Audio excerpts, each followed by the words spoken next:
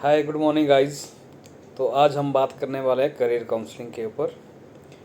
सबसे पहले तो ये बात है कि करियर काउंसलिंग की ज़रूरत हमें कब पड़ती है या हमें पड़ती है नहीं पड़ती है, उसके ऊपर चर्चा करते हैं। सबसे पहले तो देखो, करियर काउंसलिंग की ज़रूरत हर बच्चे को पड़ती है या हर इंसान को पड़ती है जो भी अपना करियर बनाना चाहता है या ऑलरेडी एक करियर में है, उसको वो ग्रो करवाना चाहता है। और अगर आप बच्चों की बात करें तो देखो, बच्चों के लिए हम लोग पहले तो शुरुआत करते हैं नर्सरी केजी से लेकर के। हम लोग ये सोचते हैं कि उनकी ओवरऑल डेवलपमेंट हो, हम उसके ऊपर वर्किंग करते हैं, अच्छे स्कूलों में पढ़ाते हैं और हम चाहते हैं कि हर बार वो अच्छे मार्क्स लेके आएँ स्पोर्ट्स एक्टिविटीज़ में या कोई और एक्स्ट्रा करिकुलम एक्टिविटीज़ में वो इन्वॉल्व हो। बट जो सबसे क्रूशियल टाइम होता है वो होता है 9th एंड 10th का, क्योंकि यहाँ से उस बच्चे का हम लोग फ्यूचर डिसाइड करना शुरू करते हैं या बच्चे अपने बारे में सोचना शुरू करते हैं कि वो आगे जा कर के कौन सी फील्ड में करियर चूज़ करना चाहते हैं या वो आगे जा कर के क्या उनके टारगेट्स है। जैसे सबसे पहले 9th और 10th में हम लोग देखते हैं कि बच्चे के क्या मार्क्स है और उसके बेसिस पे या उसके क्या इंटरेस्ट है, उसके बेसिस पे हम लोग +1 में जा कर के उसकी स्ट्रीम चूज़ करते हैं। बट सबसे बड़ी प्रॉब्लम यहीं पे हम लोगों के पास आती है कि जो पेरेंट्स है या हमारे कुछ रिलेटिव्स है जो बच्चों के फ्यूचर को डिसाइड करने का जो काम करते हैं, वो वहाँ पर सबसे बड़ी गलतियाँ करते हैं। अगर आप गाँव में देखोगे, आजकल आजकल सबसे बड़ी प्रॉब्लम ये होती है कि एक बच्चा जिसके 65-70% मार्क्स या उससे ऊपर मार्क्स आते हैं, तो पेरेंट्स की सबसे पहली थिंकिंग यही होती है कि उसको बच्चे को आप साइंस दे दो, मेडिकल या नॉन मेडिकल। अगर उसका मैथ्स अच्छा है तो उसको नॉन मेडिकल में डाल देंगे, और अगर उसका मैथ थोड़ा वीक है तो उसको अगर उसका मैथ वीक है तो मेडिकल में डाल देंगे, और मैथ अच्छा है तो नॉन मेडिकल में डाल देंगे। जिससे हर किसी को अपने बच्चे को बस डॉक्टर या इंजीनियर ही बनाना होता है, वो सिर्फ यही सोचते हैं। और एक्चुअल में आप देखोगे फिर उससे नीचे जो होता है, जैसे कोई बच्चा है जो आपके 50 से 60 या 70 के बीच में आता है, तो मैक्सिमम पेरेंट्स सोचते हैं कि चलो इस बच्चे को हम लोग कॉमर्स में डाल देते हैं, जिससे इसका हम इसमें कोई फ्यूचर सेट करते हैं, और उससे नीचे वाले बच्चों को हम लोग आर्ट्स में डाल देते हैं। जबकि ऐसा नहीं है, आप किसी भी फील्ड में जा कर के काम कर सकते हो। आपको देखना है बच्चे का इंटरेस्ट किस में है और बच्चा किस चीज़ में अच्छा है।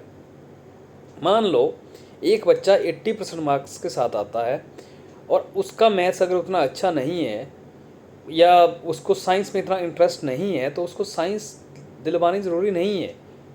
या वो कमर्शियल एक्टिविटीज, जैसे वो अकाउंटेंट का काम नहीं करना चाहता क्योंकि उसके लिए वो बोरिंग चीज़ें हैं, उसको उस चीज़ में नहीं पढ़ना है, तो उसको साइंस और कॉमर्स छोड़ दो, उसको आर्ट्स में जाने दो।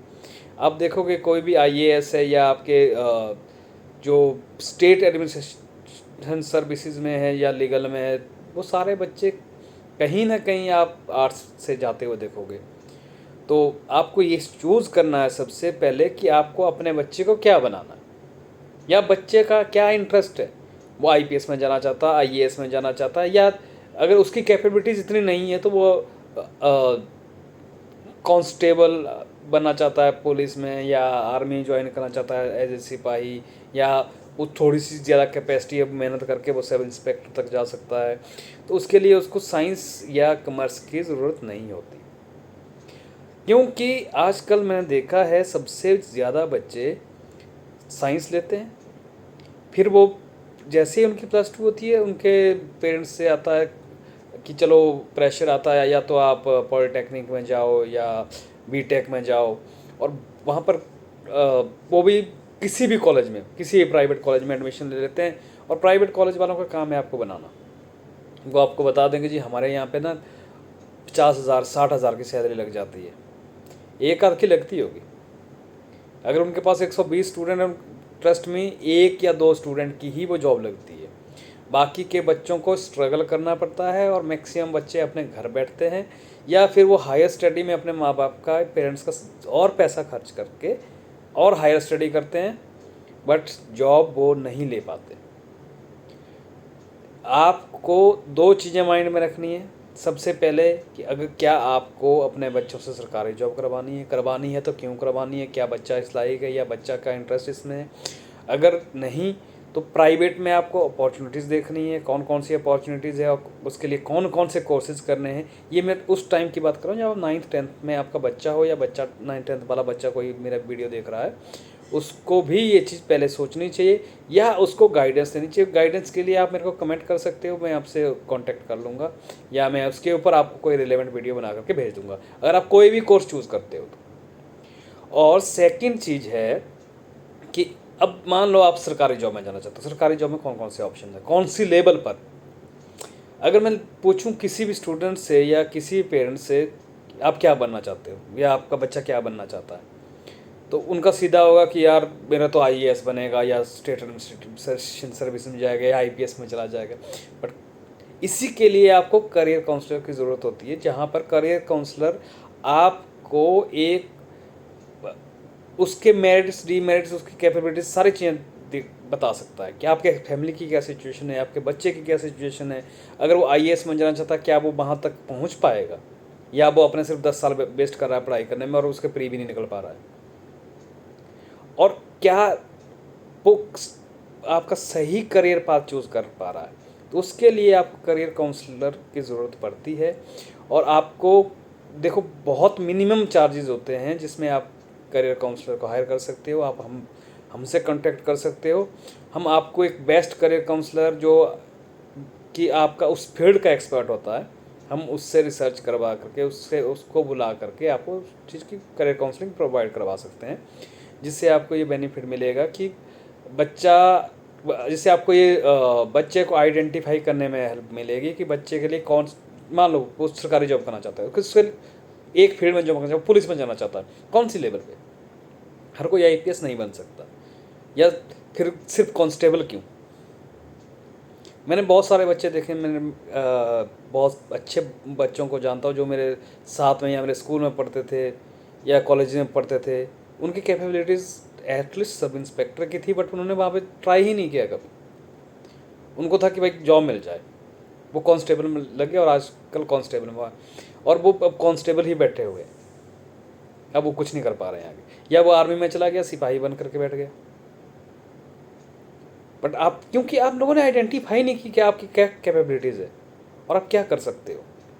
और वैसे ही प्राइवेट जॉब में है, अगर आपने बीटेक की है तो बीटेक कौन से कॉलेज से की है, क्या जॉब की अपॉर्चुनिटीज़ है, और एक्चुअल में मार्केट में किस लेवल की जॉब है। अगर आपको किसी कॉलेज ने बोल दिया कि आपको 50,000 का पैकेज मिलेगा, आप सीधा 50,000 के पैकेज के लिए फाइट मार रहे हो, क्योंकि उन्होंने आपको ये नहीं बताया कि 50,000 एटलीस्ट आपको 5 साल के एक्सपीरियंस के बाद मिलेगा, शुरुआत में नहीं मिलेगा। क्योंकि आपको बहुत ऑफर आए होंगे 10,000, 15,000 या 25,000 तक, आपने वो नहीं लिए। आपको लगा कि नहीं यार मेरे को तो 50,000 बोला है, मैं तो 50,000 पे चला जाऊंगा।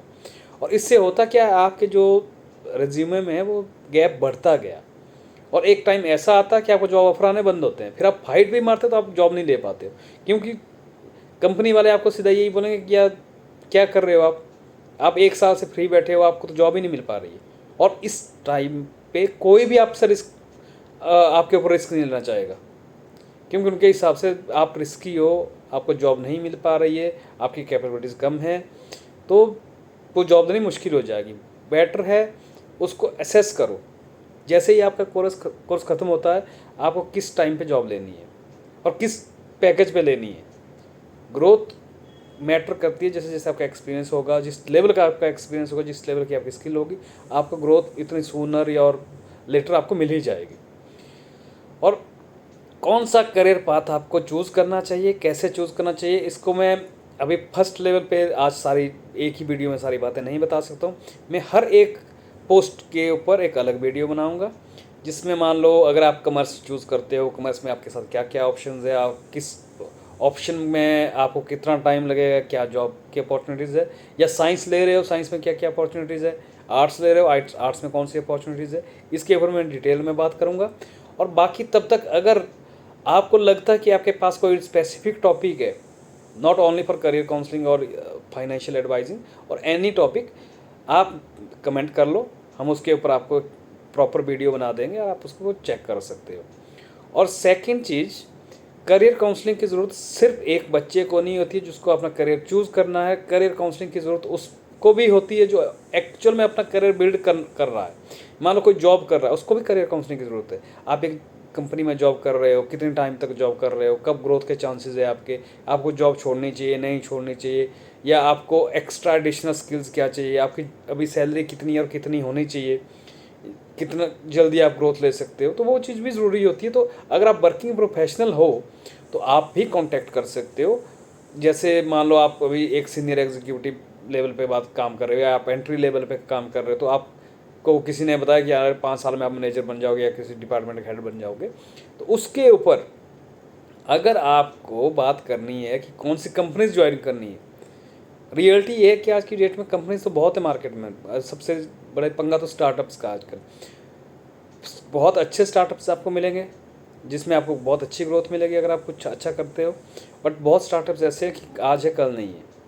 तो उसमें भी चूज़ करने में आपको अगर हेल्प की ज़रूरत है कि कौन सा स्टार्टअप किस लेवल का है, हम उसके ऊपर 1 बाय 1 हर एक चीज़ के ऊपर रिसर्च करते हैं। उसके बाद हम आपको ये बता सकते हैं कि आपके लिए कौन सा स्टार्टअप अच्छा है। अगर आप देखोगे तो अभी हमारे पास एक बहुत अच्छा एग्जांपल है, पेटीएम है, ज़ोमैटो है, या बहुत ओयो है। ये बहुत सारे ऐसे स्टार्टअप्स आ गए, एकदम से आ गए और ग्रोथ भी कर इन्होंने काफ़ी अच्छी है और स्टेबल भी हो गए। और ऐसे ही बहुत सारे स्टार्टअप्स में आपके पास हो सकता है 1 या 2% या मैक्सिमम 10-20% स्टार्टअप्स ही काम कर पाते हैं, बाकी के स्टार्टअप तो बंद हो जाते हैं बहुत जल्दी। तो कहीं ऐसा ना हो कि आप अपना पैकेज के चक्कर में स्टार्टअप में चले गए और आपने अपना करियर बर्बाद कर दिया, फिर आपको जॉब भी नहीं मिल पा रही है, क्योंकि और स्टार्टअप ने जिस पैकेज पे उठाया उनके पास सैलरी नहीं आपको देने के लिए।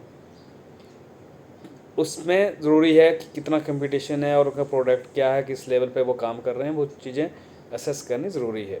तो उसके लिए आप कभी भी अगर आपको रिक्वायरमेंट है कि आप चाहते हो, आप बात करना चाहते हो, या आप वीडियोज़ चाहते हो, तो आप कमेंट पे डालो। या आप कोई ऐसा प्लान कर रहे हो अपने प्लान के लिए कि बहुत, हम लोग अपने प्लान के ऊपर बहुत कॉन्फिडेंट होते हैं हमेशा कि हम लोगों ने ये सोचा है या हमें अपॉर्चुनिटी मिली है, हमने अपनी रिसर्च पे कॉन्फिडेंट होते हैं कि हम लोगों ने जो रिसर्च की वो टॉप लेवल की होगी।